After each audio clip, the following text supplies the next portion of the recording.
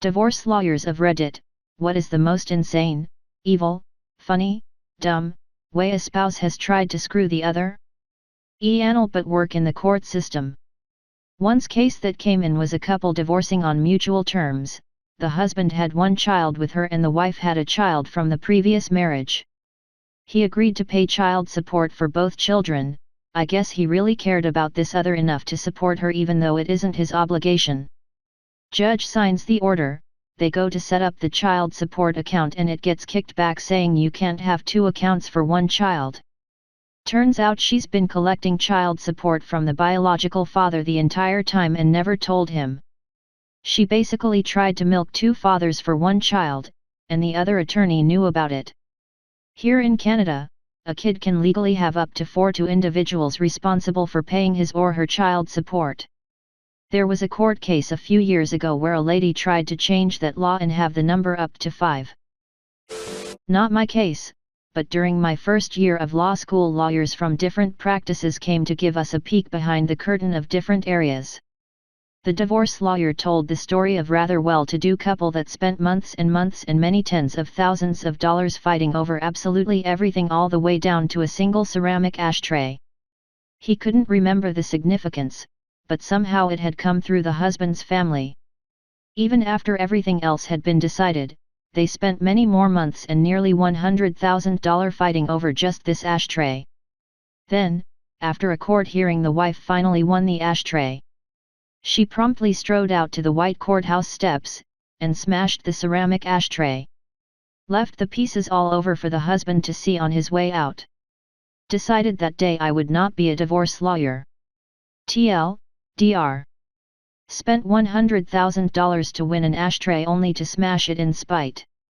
I think you made a good decision after reading all these answers. Once had a boss who had to leave his house for 6 hours while his ex-wife grabbed all the belongings she was legally entitled to.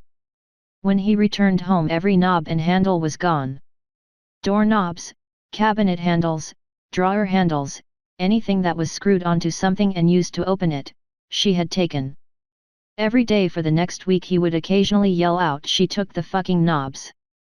My friend's mom did this when she found out her husband was cheating. In addition, all the light bulbs and toilet paper. Even the light bulb in the fridge. She knew he would come home from work in the evening and have to figure out what was going on. I am an interpreter who works frequently with police and lawyers. The most out there thing I ever interpreted in court went like this. "Ms. So-and-so, we know each other for a long time, correct?" "Yes."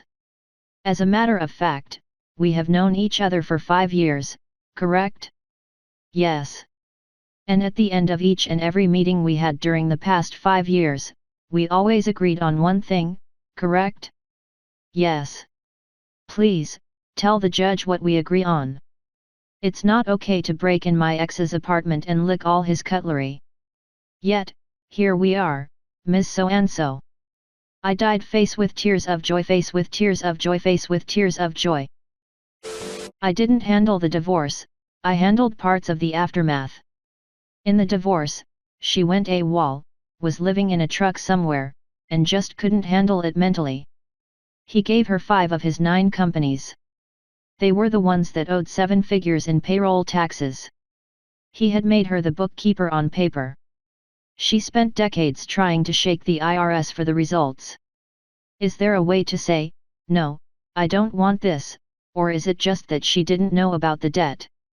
I would imagine she didn't know, and that her lawyer didn't know the right questions to ask. Till, when you're about to go through a divorce, don't clean out the accounts and hide the money. Grab your pets and put them in a safe place where nobody will ever find them until the divorce is all long over. I tried to do this, but my STBX called the cops on me. I explained how abusive he was. Picture a sobbing, sleep-deprived woman covered in bruises and a broken leg in a cheap hotel lobby trying to explain to the cops that her husband tried to kill her the night before, but the cops told me that because I left and took the dogs with me without telling him, fled in the middle of the night, that I was in the wrong, and even if I wanted to argue out keep the dogs would have you stay with him until a judge decided. Cops took my dogs back to him. All happened within 4 hours of my leaving. I never saw my dogs again. Articled at a family law firm, thankfully moved on since. Worst I saw was a decades-long case. Husband had been in a motorcycle accident, suffered brain damage. Has severely limited capacity going forward. Got a huge settlement afterwards.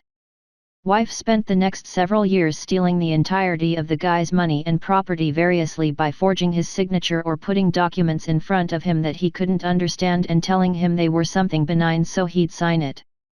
She then forged a bunch of letters from a tax authority and convinced him he was about to go to jail and further convinced him to flee the country. He finally came back several years later to find out everything he owned was in her name and one of the documents he was told to sign were divorce papers. Dude got left with nothing. I moved on before I found out how the story ended. A soon-to-be ex-husband left his wife's prized koi to die on the doorstep of their house. Apparently the value of these fish, 6 in total, was over $100,000. She was, according to her lawyer, so distraught that she couldn't be in court. Only in LA. What the foo *K? Is this not destruction of livestock/property and animal abuse? Koi are really long-lived fish and can become a bit friendly too. Yes. My local pet store has koi that come up to you and you can pet them and they'll listen to you talk. That's so cute.